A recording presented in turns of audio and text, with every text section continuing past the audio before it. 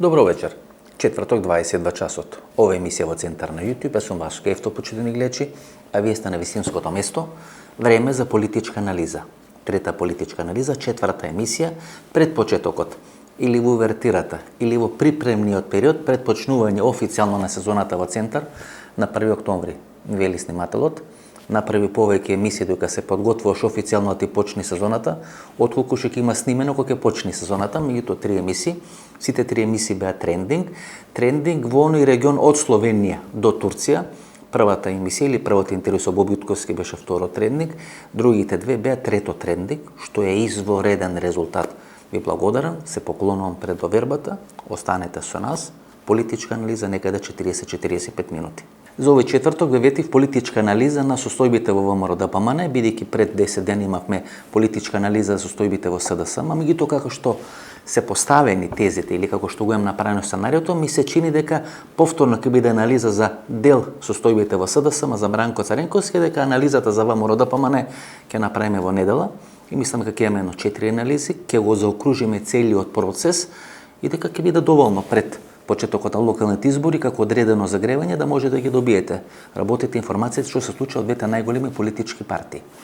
Главната теза на оваа емисија или главната теза на вечерашната политичка анализа е дали Бранко Црвенковски ќе има два своји кандидати кои ќе трчат на локалните избори во градот Скопје. Ако локалните избори во градот Скопје или локалните избори во Скопје се црешата на тортата и ако Бранко Црвенковски има најмалку два своји кандидати, тогаш за кого ќе навива нови избори Бранко Црвенковски или на кого со своите кандидати ќе му помага или ќе му одмага нови избори, тоа ќе биде суштината на нашата вечерашна анализа. Всушност, можеме да речеме дека има и 3 кандидати, ако го анализираме Петре Шелегов, бидејќи Петре Шелегов се враќа на голема врата во СДСМ. Петре Шелегов и никош не бил дел на СДСМ. Петре Шелегов е почнал својата кариера во Лигата за демократијата на Ѓорги Маријановиќ. И ако не беше Наташа Савова, и ако не беше Владо Бучковски, неговиот кум, веројатно сега ќе беше во некоја партија со Александар Тортевски.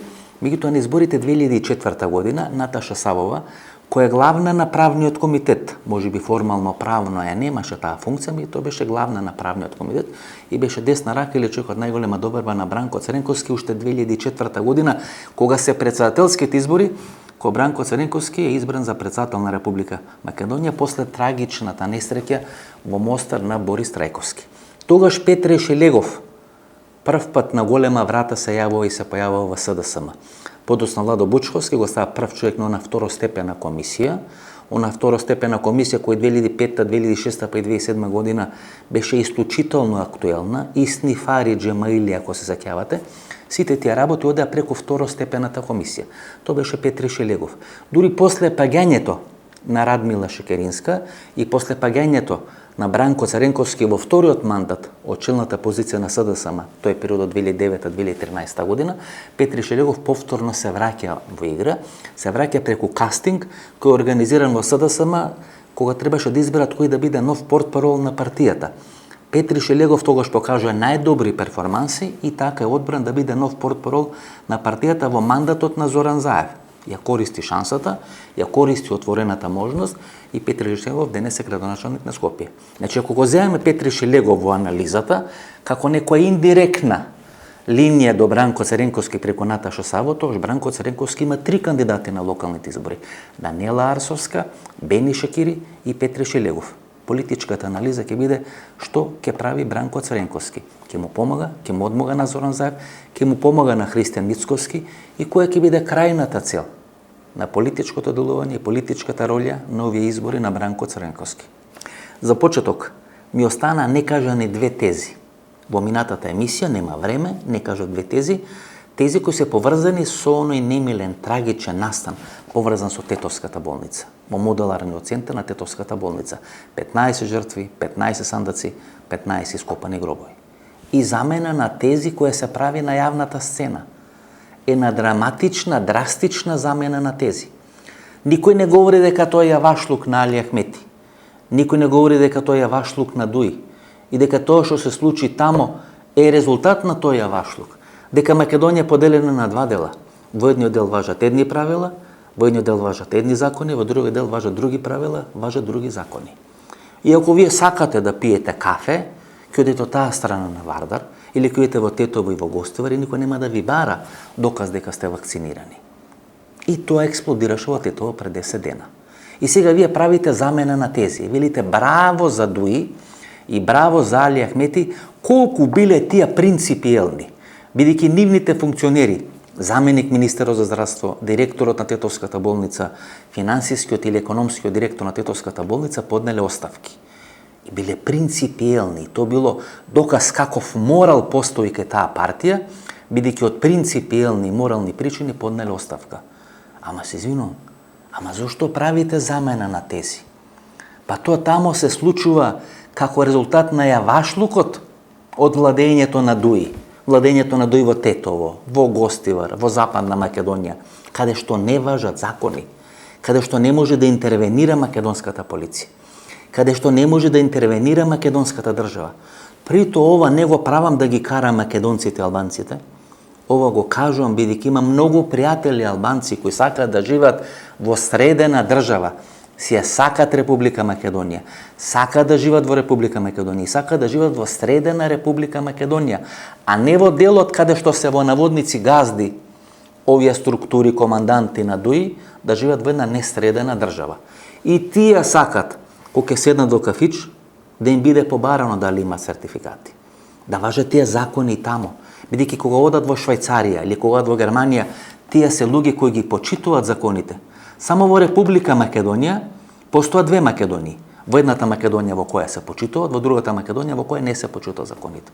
И сега поради тоа што се случи во Тетовската болница, ние водиме хајка и кампања дека ништо не чини од модуларните болници. Ајде да одиме во Гевгелија. Еве, јас сум подготвен, било кој сака од вас да појдеме во Гевгелија да видите како функционира модуларна болница, како функционира безпрекорно, како швајцарски саат, ковид оделење на одредена болница. Не мора да е само Гевгелија. Било кој град, ја посочувам Гевгелија, бидејќи сум видел како тоа функционира безпрекорно. И таа замена на тези било нешто што секогаш ми пречело. Наместо на Али Ахмети да му испратите порека, не може команданте повеќе вака да функционира. Ахмети не може повеќе вака да функционира Република Македонија, бидејќи се растураме од внатре кулу од карти, вие одите и правите замена на тези, му велите браво Али Ахмети, колку си ти принципиелен човек ги натера сите да поднесат оставка од морални причини. Таа замена на тези во емисија во Центар не поминува. Патем речено, дали сте слушнале критика од Христијан Мицковски за Али Ахмети или дали сте слушнале од Христијан Мицковски да побара оставка од функционери кои се блиски на Али Ахмети, не функционери на Дуи кои се скарани или се во конфликт со Али Ахмети, туку функционери на Дуи кои се блиски со Али Ахмети. Фала на прашање и јас не сум слушал таква критика од Христијан Мицковски. Одиме на оставката на Венко Филипче. Дали ќе биде прифатена или ќе биде одбиена оставката на Венко Филипче. Венко Филипче во моментот не е никаква закана за Зоран Заев. Венко Филипче беше закана за Зоран Заев минатата година, кога имаше рейтинг од 80%. Имаше рейтинг како Јосип Броз Тито на времето во Република Македонија. Тогаш беше незакана, тогаш беше многу сериозна закана, не само за лидерската позиција на Зоран Заев во СДСМ, туку и за премиерската позиција на Зоран Заев. Бидејќи Венко Филипче имаше толку висок рейтинг и таква подршка на меѓународната заедница, што сите го гледа или како еден лидер на СДСМ, или како еден премиер на македонската влада. Вако Венко Филипче, со скршени крила, со поднесена оставка, со хаварија која се има случајно во Тетовската болница, воопшто не е закана за Зоран Заев. Напротив, вако Венко Филипче му одговара на Зоран Заев. Замислите Венко Филипче да истрае на својата оставка и да биде прифатена неговата оставка. Кој ќе бара оставка тогаш од Венко Филипче? Бидејќи Венко Филипче веќе нема да биде министар. Штом вие не барате оставка од Венко Филипче, а веќе имате примено одреден фидбек, или веќе се чувствувате толку силни како јавност, дека со вашите реакции можете да натерате било кој министер, било кој политичар да поднесе оставка, тогаш во една таква кондиција и таква роља која самите си ја наметнувате дека сте јавност, која може преку социјални мрежи да прави што сака и да минува кого сака, вие ќе барате нови оставки. Ако нема оставка да барат од Венко Филипче, бидејќи веќе е бивш екс-министер за здравство. Од кого следен ќе барат оставка? Од Зоран Заев. Затоа велам, на Зоран Заев му одговора да не биде прифатена оставката на Венко Филипче. Венко Филипче да биде боксерска верка за боксирање. Да барат оставка од Венко Филипче на секоја пресконференција, на секој негов јавен настап на кој ќе се појавува, вие да барате да го прашувате Венко Филипче што стана со неговата оставка. Па ни Љубомир Фрчковски не издржа повеќе од 1 година после атентатот на Киро Глигоров. Дури го смени ресорот. Не беше министер за полиција, беше министер за надворешни работи. И не можеше тоа во наводници политички да го преживе. Истата таква ситуација со Венко Филипче. На овој Зоран Заев му одговара Венко Филипче да биде министер за здравство и на секоја пресконференција сите новинари и целата јавност да го прашува Венко Филипче до каде е прашањето и работата со неговата оставка. Има едно прашање до вас. Што ако германската анализа покаже дека во Тетовската болница се случила саботажа? Немам информации, немам индиции, немам докази.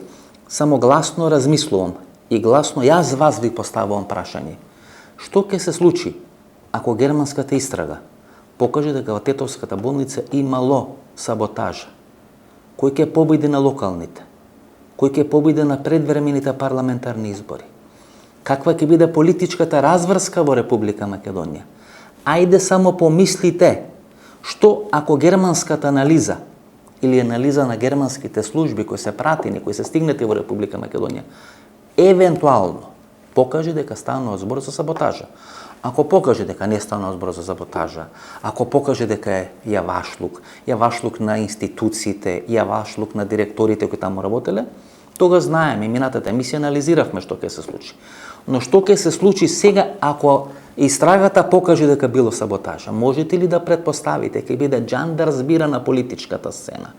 Нема да биде само Венко Филипче, не само Зоран Заев, значи целата таа структура на власт ќе биде рехабилитирана, ќе се прошета и на локални и на предвремени парламентарни избори.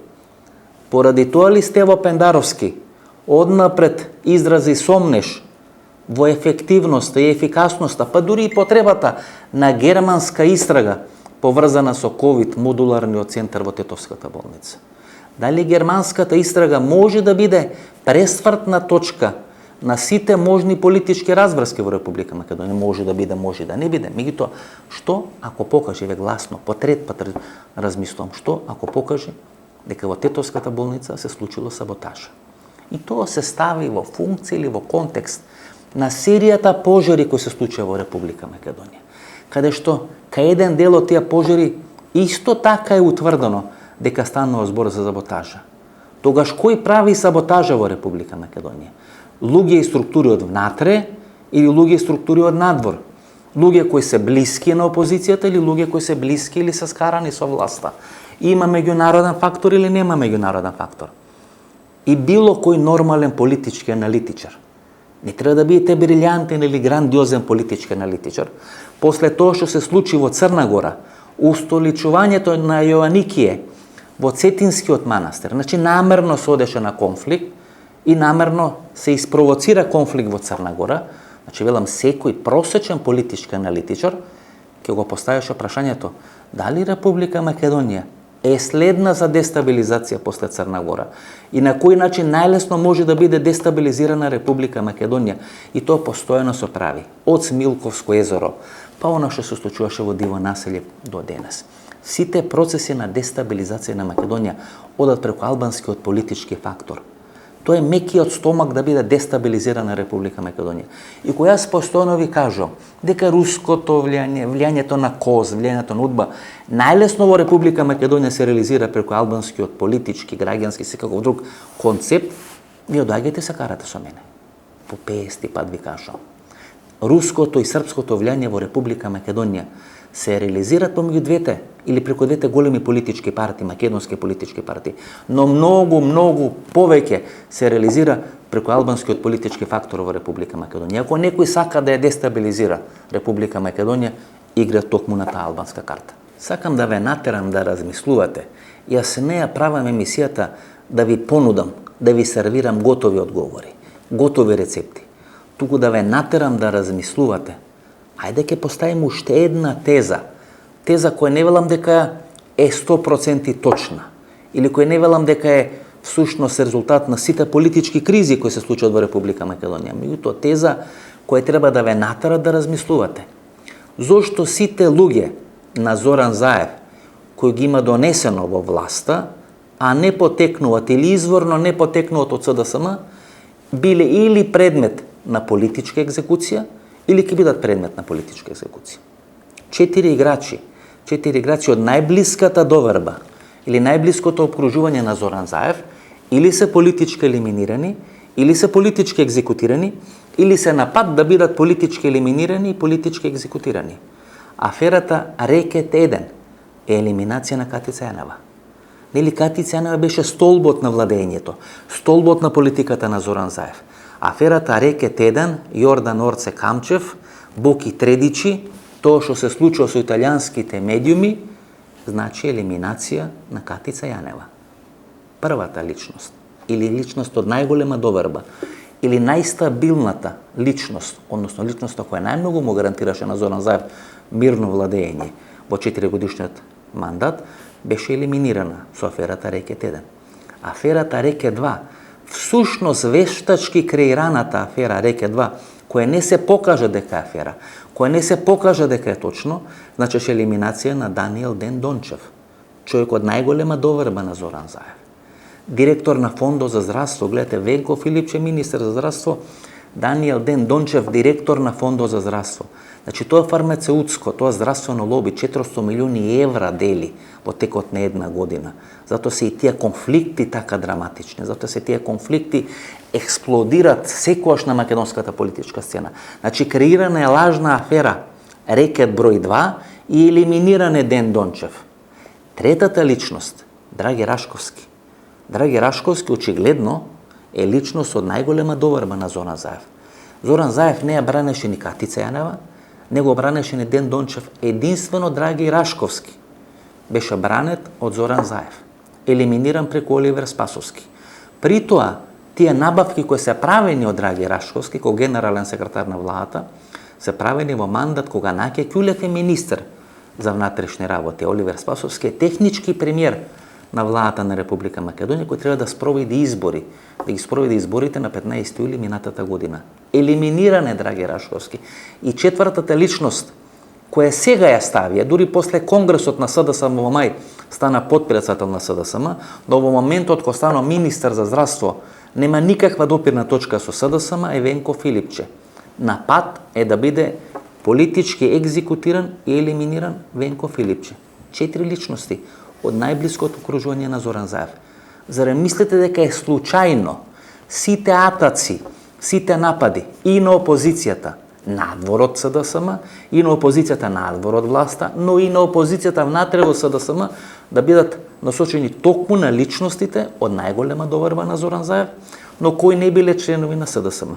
Кога правите политички анализи, почитувани гледачи, посебно кога го анализирате однесувањето или влијањето на меѓународната заедница во политичките разврски во Република Македонија, има едно правило кое никако не смеете да го пренебрегнете. Тоа е дека меѓународната заедница никогаш не се откажува од своите стари сценарија, или своите стари предлози, или своите стари модели како да разреши одредена политичка криза која се случува во Република Македонија или која се случува во Република Македонија. И такви сценарија модели му беа нудени и на Бранко Цренковски, и на Никола Груевски, и на Љупчо Георгиевски. Владо Бучковски немаше време да му бидат нудени такви политички решенија, бидејќи беше само една година премиер на македонската влада. Кои се двата модели кои меѓународната заедница, кога Македонија влегува во политичка, во драматична политичка криза после бомбите 2015 година и вистината за Македонија, кои се двата модели кои му беа понудени на Никола Груевски? Првиот, ВМРО-ДПМН да остане на власт, но Никола Груевски да не биде премиер, или повеќе никогаш да не биде премиер на македонската влада, и втората опција да биде формирана широка влада помеѓу ВМРО-ДПМН и СДСМ. Разговарано и со Ангела Меркел. Дури било договорено 2 години, првите 2 години на власт да биде кандидат за премиер од редовите на ВМРО-ДПМН, а вторите 2 години кандидатот за премиер да биде од редовите на СДСМ. Па дури некаква таква мини политичка разврска беше направена кога запнаа преговорите помеѓу СДСМ и ДУИ. па беше договорено дека првите 3,5 години, односно до 100 дена пред парламентарните избори, СДСМ да има свој кандидат за премиер, тоа да е Зоран Заев, а последните 100 дена, повеќе да не биде технички премиер од редовите на македонската опозиција, туку последните 100 дена кандидатот на ДУИ, најверојатно Артан Груби, да биде премиер на македонската влада кој ќе ги спроведи парламентарните избори, редовни или предвремени. И тоа може би сега ќе му биде понудено на Зоран Заев ако се продлабочи политичката криза во Република Македонија. Значи ќе има две можности. СДСМ да формира влада без Зоран Заев или да биде формирана голема влада составена од СДСМ и ВМРО ДПМН. Што прави Зоран Заев пред да влезе во политички разврски во СДСМ и пред да влезе во процес на апсење на Јордан Орце Камчев и на Сашо Мјалков? Организира конгрес со гласање на целото членство на СДСМ. И тогаш ви реков дека Зоран Заев ја приватизираше СДСМ, бидејќи го провери својот легитимитет, го бетонираше својот легитимитет со гласање на целото членство на СДСМ. Како сега вие на тој Зоран Заев ќе му побарате СДСМ да формира влада, а тој да не биде премиер. Па тој го потврди својот лидерски капацитет со гласање на целото членство. Има потврда, има лиценца дека тој е избран од членството на СДСМ да ја води партијата и да биде премиер на влада каде што СДСМ е мнозинскиот партнер во таа влада. Или да биде формирана голема влада каде што СДСМ и ВМРО заедно ќе партиципират. Да, и на тоа ќе инсистира Зоран Заев, да во таква влада Христијан Мицковски ќе биде министер за опозицијата, освен ако Христијан Мицковски не победи убедливо на локалните избори во Република Македонија. До оваа трагедија, овој немил настан што се случува во Тетовската болница, сите политички анализи, сите анкети покажува дека ВМРО ДПМН нема да освои повеќе од 8 до 12 градоначалници во Република Македонија. Нема сега анкети. Ќе видиме што ќе покажат новите анкети после настаните во Тетово, како е менаџирана тетовската криза, дали станува збор за јавашлук или за саботажа, ќе видиме што ќе покажат новите анкети. Единствено знам дека на сите анкети, без разлика дали се направени од СДСМ или ВМРО ДПМН, левица фигурира со рейтинг од 7 до 8%, што е исклучително висок рейтинг. И со таков рейтинг од 7 до 8%, дури има општини како Аеродром, например, каде што рейтингот на левица е дури повеќе или поголем од 10%, левица може да биде битен фактор на разрешување на политичкиот ребус или политичката криза во Република Македонија. Но велам, има две можности. СДСМ да формира влада, и тука се мотивите на Стево Пендаровски, и тука Стево Пендаровски гледа својата шанса да биде формирана влада на СДСМ, но без Зоран Заев, и второ да биде формирана широка или голема влада. Ми се чини дека сега секој со секого преговара. Секој преку секого се обидува да наметне одредени политички разврски или да ги заекни своите политички позиции во престрет на некоја можна политичка разврска во Република Македонија, но како што сега стојат работите, без драматична победа на ВМРО ДПМН и на Христијан Мицковски на локалните избори, Зоран Заев се уште стабилно во своите раце ги држи не само политичките узди, туку и клучот на политичката разврска во Република Македонија. И бугарското прашање било и ќе биде користено за предизвикување политичка криза во Република Македонија и можно формирање на широка влада помеѓу ВМРО ДПМН и СДСМ, односно помеѓу СДСМ и ВМРО ДПМН. Така беше и минатата година, така и сега. Гледате, лажно се фабрикува нон-пейпер, каде што се поставува од бугарските барања, кои се неприфатливи за македонската страна. И преку тој лажен нон-пейпер сака да се предизвика одредена политичка криза во Република Македонија. Која бугарска влада во моментот може да состави нон-пейпер? Па Бугарија се соочува со многу подраматична политичка криза во споредба со политичката криза во Република Македонија. Па тамо нема кој да состави нон-пейпер со кој ќе преговарат со македонската влада, бидејќи нема бугарска влада која може да преговара со македонската влада. И затоа креират одреден лажен нон-пейпер и се обидот преку таков лажен нон-пейпер да предизвикат политичка криза во Република Македонија.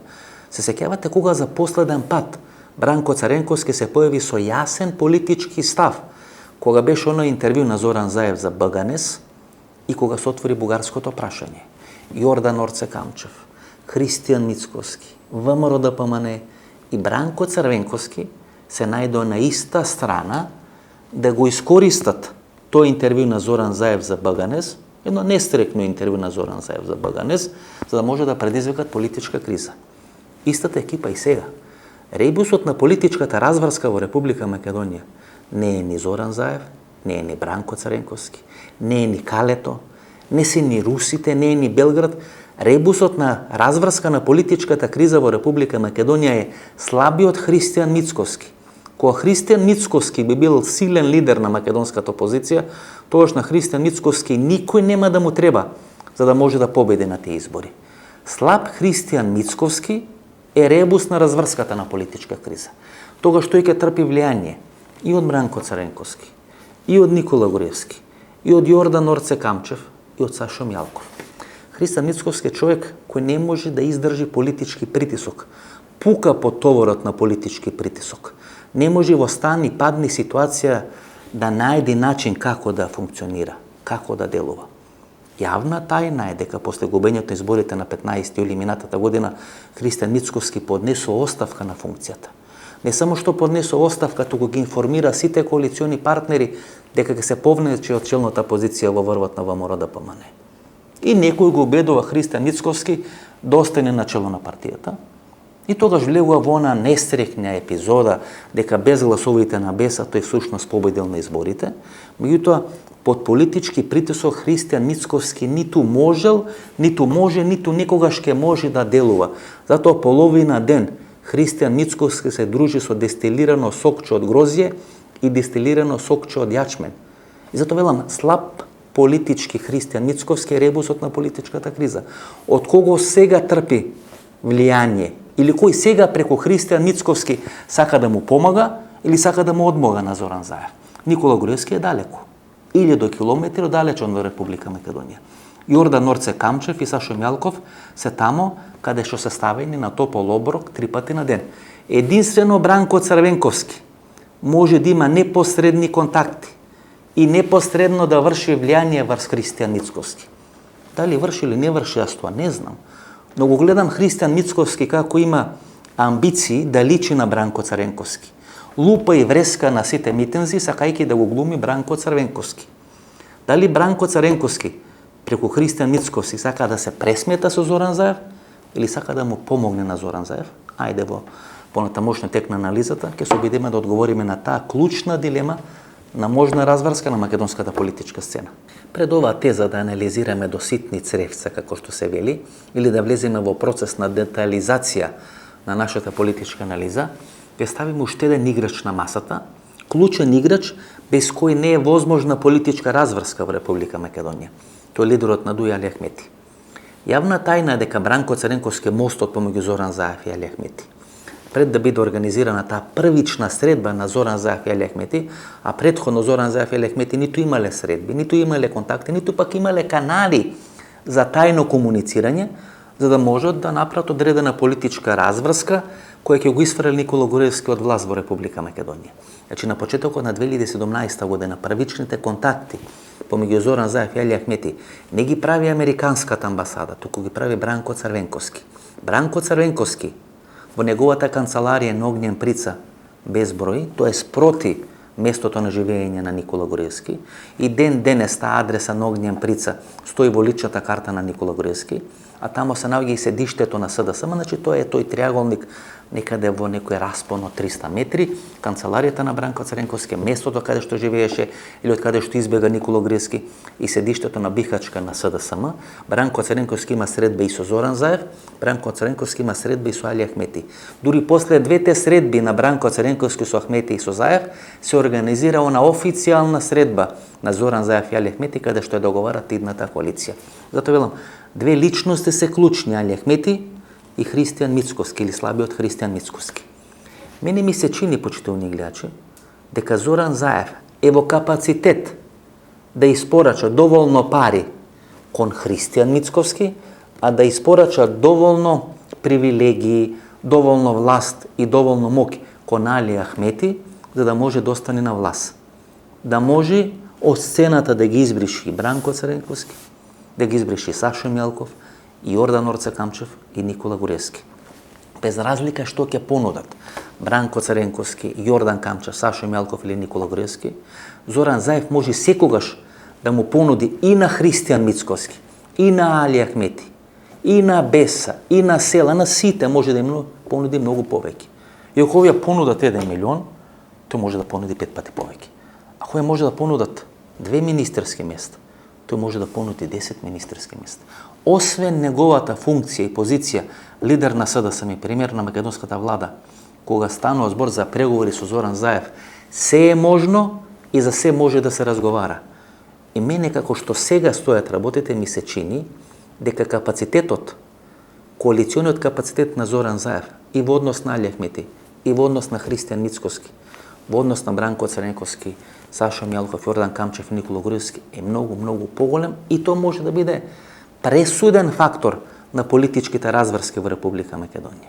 Единствено силна наредба од Калето може да направи пресврт на политичката сцена. Меѓутоа, за да се случи тоа, треба да поминат 1, 2 или 3 години. Па ниту во Афганистан американците не ги пуштија низ вода афганистанците и ги донесоа талибанците на власт. И тамо требаше време.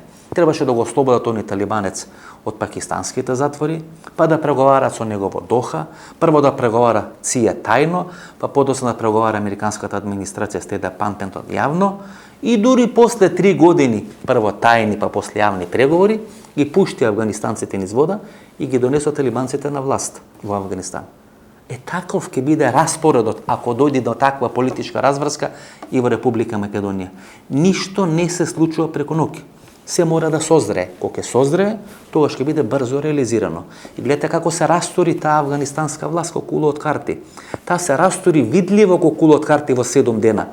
Меѓутоа таа се дробеше и се трошеше барем 2 или 3 години со тајни јавни преговори на американската администрација и ЦИА со талибанците во Доха. Кога јас како македонец од страна гледам што се случува во албанскиот политички кампус, во албанскиот политички камп, тогаш 2 имиња се ставени на масата. Едното на Али Ахмети, второто на Артан Груби. И се оди на предизвикување конфликт помеѓу Артан Груби и Али Ахмети. Артан Груби треба да биде македонски премиер последните 100 дена од власта на оваа влада. И некој свесно инсистира на тој конфликт. Првичниот обид беше некаде пред 6 месеци на почетокот на годината, кога извадена онаа афера поврзана со жолтата куќа. Дека Артан Груби со своите информации поврзани со жолтата куќа ги испратил во Хашкиот трибунал Хашем Тачи и водството на УЧК на Косово и дека тој е виновен дека тие завршија во Хаг. Подоцна се покаже дека Артан Груби бил само обичен преведувач на Дик Марти кој го истражуваше случајот поврзан со жолтата куќа, а тоа е куќата каде што наводно се вршела трговија со човечки органи. 6 месеци подоцна се ставаат на маса 2 тези. Првата теза, дека Зоран Заев му става на располагање на Артан Груби прислушкувани материјали, дека тоа толку ја засилува позицијата на Артан Груби и дека со такви прислушкувани разговори Артан Груби може да го уценува Али Ахмети. Втората теза е дека од кога е завршена истрагата во Тетовската болница, кога е омеѓен просторот со оние ленти, дека Артан Груби со дел на своји сопартици од ДУИ влегува тамо и се шета во оној дел кој веќе е заграден, кој веќе е затворен, кај што веќе е направена истрага како Хилми Паша на Косовско поле. Со одредена порака дека Артан Груби е влезан тамо да ги уништи сите докази или да добие одредени информации за можни докази со кои ќе оценува дел на своите сопартици или да ги уништи доказите за да може да спаси некои своји блиски пријатели. Што значи дека се праќа индиректна порака дека Артан Груби е исплашен од тоа што се случило во Тетовската болница и дека неговата кариера би зависела ако биде спроведена или неговата кариера би завршила ако биде спроведена кристално чиста анализа што се има случено во Тетовската болница. И тоа се двете тези. И тие 2 тези во најголем дел ги пласира за еден Села. Се оди на предизвикување конфликт помеѓу Али Ахмети и Артан Груби. Има уште едно име, тоа е Фатмир Бесими, министерот за финанси. Се до вечерта на 15 јули ние не знаевме пресконференцијата, победничката пресконференција на Али Ахмети на партијата ДОИ на нивната кампања Албанец за премиер, ние не знаевме дека Фатмир Бесими е шеф на изборниот штаб на ДОИ. Никој тоа не го знаеше. Сум разговарал и со луѓе на Мендух Тачи и со луѓе на партијата Алтернатива и никој од нив не знаеше дека Фатмир Бесими е човекот од најголема доверба на Али Ахмети и Али Ахмети на Фатмир Бесими му го довери изборниот штаб на изборите кои беа клучни за политичката кариера на Али Ахмети. Братот на Фатмир Бесими се поднесо оставка поради настаните поврзани со Тетовската болница. Братот на Фатмир Бесими беше најсериозен конкурент на Теута Арифи и беше лично за кое сериозно се анализираше и се расправаше да биде кандидат на ДУИ на локалните избори во Тетово. Таму се случуваат многу битни процеси, говорам во албанскиот политички кампус. Таму има едно драматично ферментирање и ќе видиме како тој процес ќе заврши таму во тој албански политички кампус. Во Република Македонија се спроведува попис, почитувани гледачи. Попис на кој нема реакции, на кој нема тензи, на кој нема драмолетки, ништо драматично не се случува. Нема попис изминатите 30 години кои поминува така мирно во Република Македонија. Не само последните 30 години, туку и во време на комунизмот постојано имало тензии, постојано пописите биле тензични секогаш кога требало да се попишат или да се определи бројот на албанци во Република Македонија. Сега пописот поминува мирно, нема драматика, нема тензии, нема ништо. И дури има една абсурдна ситуација, дека Христијан Мицковски многу повеќе се плаши од пописот отколку што се плаши Зоран Заев. Зоран Заев договори методологијата, се договори со Евростат, даде зелено светло и се спроведе попис во Република Македонија. Христијан Мицковски собираше 100.000 гласови или 100.000 потписи да го спречи пописот во Република Македонија. Да ја спречи методологијата или да ја смени методологијата според која се спроведе пописот во Република Македонија и да го спречи процесот на одродување на македонците, односно свесната операција на намалување на бројката на македонци во пописните резултати. И Христијан Мицковски сега води сосема различна кампања, дека национално предавство е ако вие не се попишете на пописот. Дека ако вие не се попишете на пописот, македонците ќе станат малцинство во Република Македонија. Значи човекот кој одеше по македонските улици, кој одеше по македонските плоштади, го извади членството на ВМРО-ДПМНЕ да се подпишува и да дава подпис да биде пролонгиран пописот и да биде смената методологијата, сега истиот човек ви убедува дека мора да се попишете. Па видите кој е тоа салто мортале. И при тоа не поминува 3 или 4 години да биде направено такво салто мортале. Такво салто мортале е направено само во период од 4 месеци. За 4 месеци човекот драматично ја смени својата стратегија, го смени своето стојалиште. И од човек кој собира подписи да биде поништен пописот, сега ви убедува дека треба да биде попишени. И што ќе се случи ако партијата Левица го капитализира својот став да не отварата врата на попис? Рейтингот на Левица 7%. Ако Левица успее да го капитализира пописот, тој резултат може само да биде зголемен. Затоа велам, многу повеќе од пописот се плаши Христијан Мицковски отколку што се плаши Зоран Заев. На Христијан Мицковски сега му е како топло лепче, како насушно лепче потребно да има алиби за евентуално лош резултат на локалните избори. Гледате, нема ниту една листа нова Мериот коалиција за локалните избори. Нема ниту една советничка листа на Мериот коалицијата за локалните избори за да не му дадат алиби на Христијан Мицковски. Христијан Мицковски изминатиот период имал контакти со серија представници на Мериот коалицијата. Им ветувал брда и долини од подпредседателски места, тендери ако победат на локални избори. Камиони и авиони им се ветуван. Бидејќи човекот е исплашен дека може да има лош резултат на локалните избори. И дека ако има лош резултат на локалните избори, може да му биде купена карта во еден правец за заменување од лидерската позиција во врвот на ВМРО-ДПМНЕ. И затоа одеднаш гледате дека Василка Треневска Поповска е става за советник за меѓународни односи. Тоа е змај жена. Таа е жена која може да отвори секоја врата, дали во Вашингтон, дали во Брисел. Ако таа жена ја слушаше Никола Груевски, немаше да заврши на гулаж во Будимпешта. И Христијан Мицковски после една година игнорирање на Василка Поповска Треневска, после една година игнорирање на Митко Јанчев, на целата таа структура, кога виде какви се резултатите на анкетите пред оваа трагедија што се случува во Тетово, одлучува одеднаш нив да ги инкорпорира во својот тим. Притоа ги инкорпорира не дека ги сака, туку дека се плаши дека ќе заврши неговата лидерска кариера во врвот на ВМРО-ДПМНЕ. На човекот му е како воздух и како вода, како леп потребно да има секогаш алиби, алиби на кое ќе се вади, дека не е виновен тој за поразот, туку дека некој друг е виновен, дека ако тој друг бил во коалиција со него, ВМРО-ДПМНЕ ќе победил. Тоа е сега Димитра Пасеев е левица.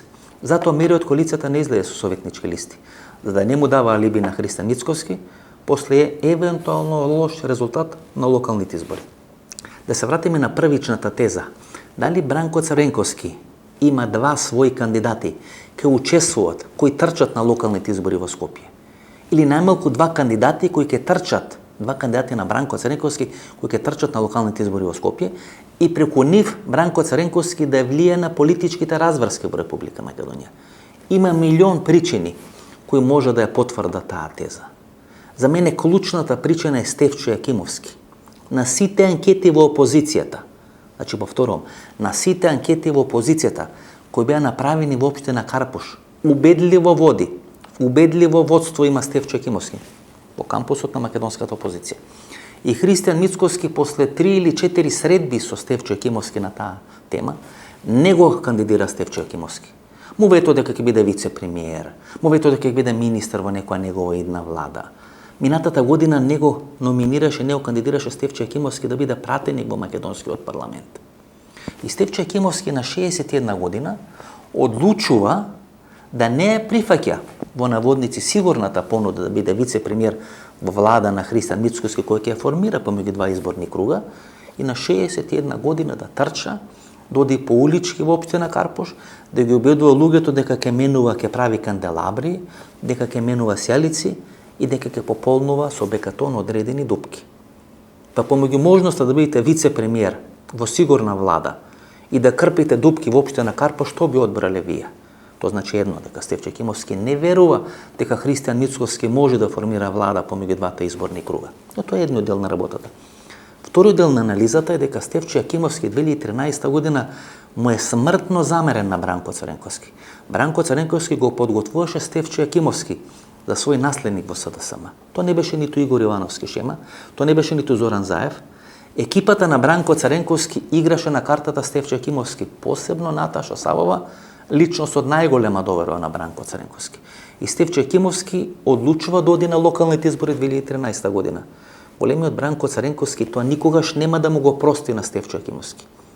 И ако Бранко Црвенковски има некакво влијание врз Христијан Мицкоски, а јас тврдам дека Бранко Црвенковски има влијание врз Христијан Мицкоски, не номинирањето на Стефчо Јакимовски на локалните избори во Карпуш, не номинирање од страна на ВМРО ДПМН, според мене е влијание на Бранко Црвенковски.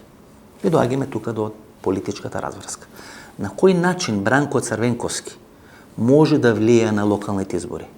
Преку Бени Шакири, кој е човек од голема доверба на Бранко Црвенковски, Нора Шакири, Бени Шакири. Па се сеќавате на оние фотографии кои беа пласирани на македонските социјални мрежи, Андре Жерновски, Бранко Црвенковски, Нора Шакири, кои разговарат веднаш после победата на Андре Жерновски на локалните избори 2013 година.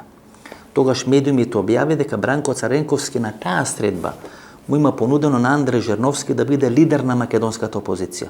Односно Бранко Црвенковски своето лидерско место и позиција од делот на македонската опозиција нема ја нуди на Зоран Заев, туку му ја нуди на Андре Жерновски кој беше победник на локалните избори, 3 пати се прегласуваше во општина Центар, се носеа гласачки бригади од Пустец да гласаат во Центар, Милеја Накиевски ги исклучуваше лифтовите да не може да се гласа во општина Центар и после 3 прегласувања победи Андре Жерновски.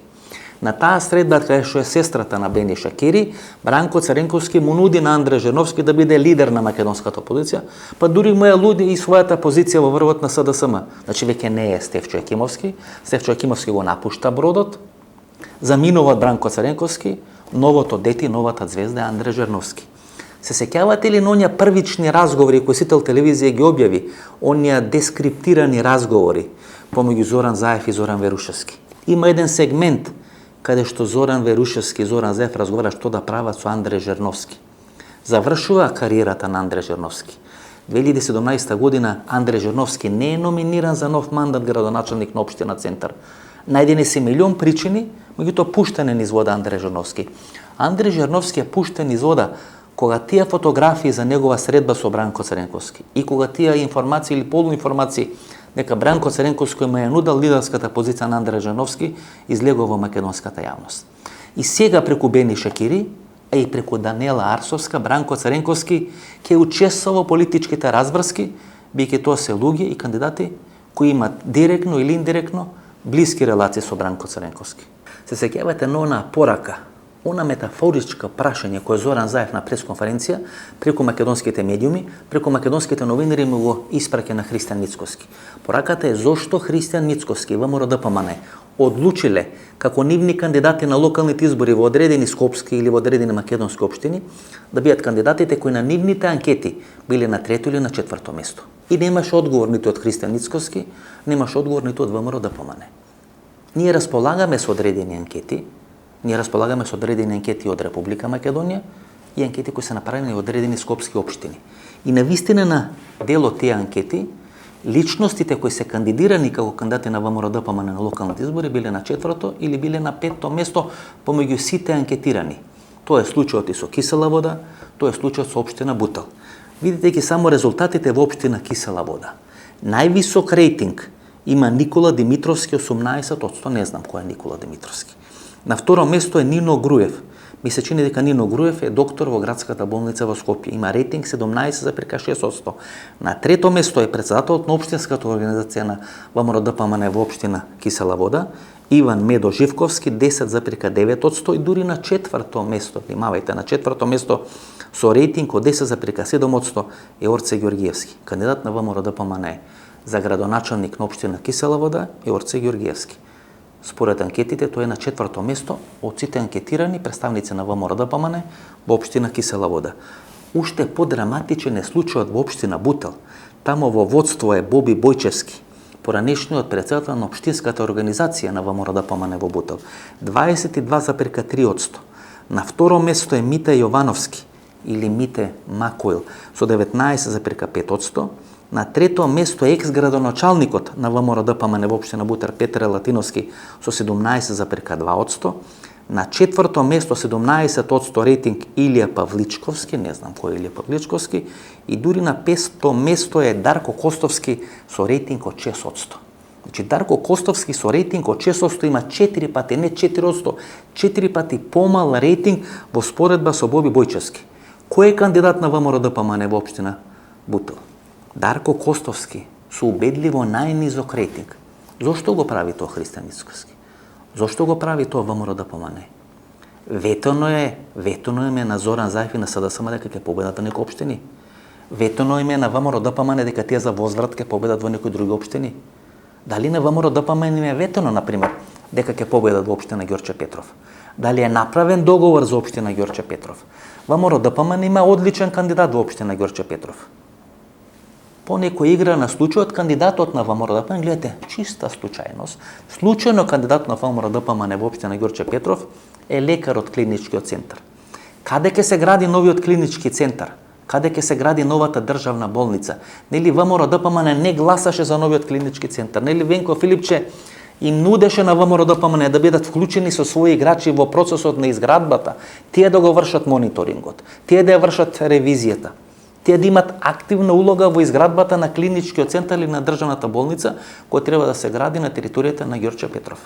Дали со кандидат за градоначалник и евентуален градоначалник, лекар, кој е вработен во клиничкиот центар, ВМРО-ДПМН се вклучува во процесот на изграда на клиничкиот центар? И дали е направен договор? Дали тој договор ќе биде пола Шарко пие, пола на Марко му дава? Или обратно? Пола Марко пие, пола на Шарко му дава? Дали овие локални избори ќе бидат така реализирани? Дали овие локални избори ќе бидат договор? Едни општини ќе им бидат дадени на ВМРО-ДПМН, други општини ќе им бидат дадени на СДСМ.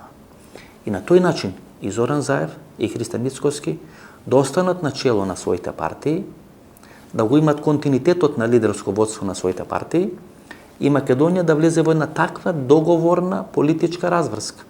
Ќе видиме, локалните избори ќе покажат дали тие предпоставки и таквите сомнежи ќе бидат реализирани на теренот. Чуден е тој однос помеѓу Бранко Цренковски и Зоран Заев. Мислам дека Бранко Цренковски никогаш и никако не може да му прости на Зоран Заев што го смени името Република Македонија.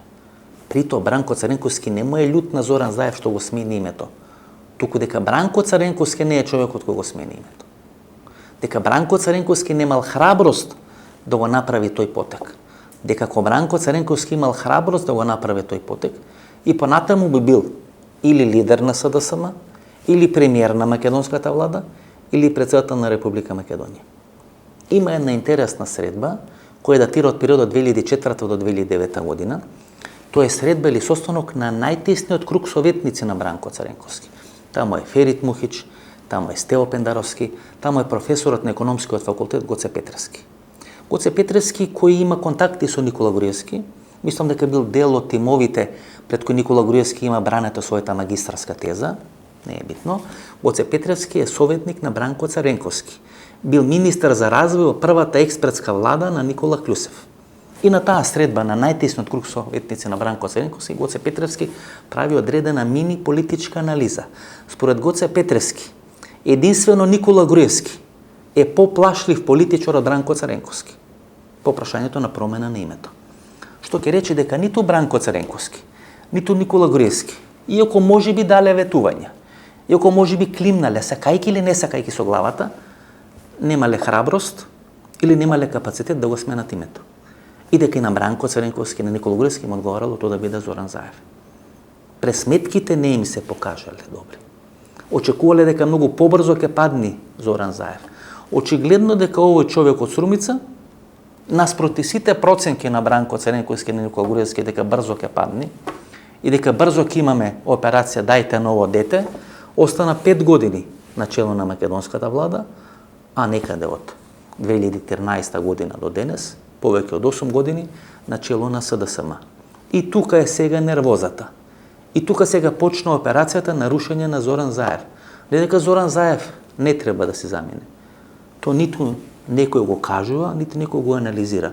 Само анализираме каков е колоритот на односите на Бранко Цренковски. Ми се чини дека во еден временски период постои некаков консензус во таа структура Никола Груевски, Бранко Цренковски. Едниот е надвор од игра, вториот се подготвува да замени во Будимпешта на гулаш и на одреден подолг престои како Ванчо Михајлов. Па тука е Јордан Норце Камчев, па тука е Саша Мјалков. И сега вие ќе ми речете дека тие структури се скарани. И сега ќе треба да губам време да го убедам дека тие структури не се скарани. Никогаш тие структури не биле скарани. Тие се дел на едно исто политичко милје. Едно политичко милје кое 30 години владее со Република Македонија. Едниот бил близок со Киро Глигоров, едниот бил близок или едната била блиска со Лазо Мојсов. Иако навидум Киро Глигоров и Лазо Мојсов биле во конфликт и Лазар Мојсов не се вратил во Република Македонија, бијќи тоа не му го дозволил Киро Глигоров, гледате каква комбинација се има направена во самиот круг околу Бранко Цренковски. Бранко Цренковски кој важел како човек на Киро Глигоров и Наташа Савова која важела како блиска, како структура блиска на Лазар Мојсов. Тоа се игри, тоа се конфликти внатре во тоа комунистичко милје на Република Македонија. Во структурите на УДБА, во структурите на КОС кои владаат повеќе од 30 години со Република Македонија. Со своји пипци во СДСМ, со своји пипци во ВМРО ДПМН. Гледате колку е мокна таа силна кичевско и она дебарца линија и во врвот на СДСМ, а посебно сега во врвот на ВМРО ДПМН. И Христијан Мицковски, генералниот секретар, и потпредседателот Александар Николовски од исто село, од каде што е Лазе Китановски. Лазе Китановски до смртта беше човекот најголема доверба на Бранко Цренковски. Директор на Агенцијата за разузнавање. Во чие време се случува тепачката, демолирањето на Хард Рок. Тоа се структури блиски на Бранко Цренковски. Бранко Цренковски е монструм во позитивна смисла на зборот на македонската политичка сцена. Зоран Верушевски, аферата Големото уво, ја прави во мандатот на Бранко Цренковски. Дури кога Бранко Цренковски, кој првично ги добива бомбите и оценува дека не сака да влезе во проектот Вистината за Македонија, сервиран му е Зоран Верушевски на Зоран Заев. Па кој може да ги поврзе Зоран Заев и Зоран Верушевски кои не се познават, а тоа да не биде Бранко Цренковски? На 6 ленти вози Бранко Цренковски. Значи на 6 траки се движи. ВМРО, ДУИ, СДСМ, Заев, Шекеринска, Стево Пендаровски. Немало поинтелигентен политичар на македонската политичка сцена. Штета што таа своја политичка интелигенција ја користи на ваков начин. Кога само еден дел од таа својата политичка интелигенција би ја користил за потребите во интерес на Република Македонија, Бранко Цренковски ќе беше најголемата личност на македонската политичка сцена последните 30 години. И ова е проклетството на новинарската професија, почитувани гледачи. Ја кажав и ова анализа. И кога дојдете им речете, супер анализа. А јас ќе останам барем со 5 луѓе помалку со кои можам да пијам кафе. Драган Митковски им беше пријател, меѓутоа морав да го спомнам. Значи нема кафе со Драган Митковски. Виктор Камнар ми е одличен пријател, го спомнав. Значи нема кафе ни со Виктор Камнар. Стево Пендаровски сигурно нема да ме викне после вакви анализи на кафе. Со Зоран Заев не сме пиеле кафе од 2012 година. Оставите ги тие муабети дека јас на дневна линија комуницирам со Зоран Заев и со Вице Заев. Од 2012 година немаме никаква комуникација со Зоран Заев. Значи, велам, направена е политичка анализа и најмалку 5 личности кои се спомнати во политичка анализа веќе нема да пијат кафе со мене. Еден од тие 5 личности или една од тие 5 личности е Горан Минчев. Многу блиски пријатели сме со Горан Минчев. За сите овие луѓе јас имам одлично мислење. Мени ми е симпатична Даниела Арсовска. Јас не гласам на избори. Нема да гласам ниту за Даниела Арсовска, нема да гласам ниту за Петре Шелегов. Одам да гласам и гласам со неважачко ливче. Меѓутоа симпатична ми е жената. Немам ништо против Даниела Арсовска, ништо не ми изгрешила. Меѓутоа околу неа има одредено разузнавачко милје кое е многу опасно. Диме Ѓурев ли е тамо, Верушевски ли е тамо, јас не се разбирам. Близок роднина нејзин. Се спомнуваат разни хотели, се спомнуваат разни операции во време на Љубомир Фрчковски и така натаму. Тоа е друштво од кое се губи глава, верувајте ми, да беше жив Ѓуре Глигоров ке можевте да го прашате. Тоа ми пречи, тоа ми смета. Не дека Петре Шелегов е цвеќе, или дека Петре Шелегов треба да биде поддржан. Тоа никош не била поента на оваа емисија. Вие ќе излезете, ќе гласате. Јас ќе гласам неважачко. Но кога правам политичка анализа, имам две работи кои сакам да ја кажам. Да не ве лажам вас и да сум честен према себе. И тоа ми создава многу непријатели. И ќе има, како ќе ги правам овие политички анализи, се помал се луѓе кои ќе пијат кафе со мене. И тоа знаете, најдобро е да пиете кафе сам со себе. Ако вие сте среќен кога на сабајле ќе станете и ќе пиете кафе сам со себе и немате ништо да се замерите на тоа што сте го кажале и тоа што сте го направиле, преве и да сте погрешиле, но тоа сте го направиле бидејќи верувате во тоа што го кажувате, бидејќи сите информации со кои располагате, кои ги презентирате, а има дел кои не ги презентирате, бидејќи не треба да ги презентирате, ве упатуват на еден заклучок или еден тип на анализа. Велам, кога сам со себе сте расчистеле и сте спокојни, не постои ништо друго кое може да ве обеспокои. Кога можете да комуницирате сам со себе, да пиете кафе сам со себе и да бидете задоволен, тоа е успех во животот. И подоцна доаѓа деца, сопруга, жена и така натаму и така натаму. Но прво мора да сте стрекни од тоа што го правите. Да сте добар човек, да не лажите, да не крадите, да не ги лажите своите гледачи, да сте фер и чесен кон нив и фер и чесен кон себе. Јас тоа го сметам за рецепт, како треба секој од нас да се го живее својот живот и да ја води својата кариера. Ако ви се допадна нова анализа, нова дружење, нова анализа, одлична анализа, пола работи немам кажано тоа што сум планирал да ја кажам, нова анализа недела во 22 часот. До недела во 22 часот. Пријатно вечер, Македонијо, каде да си.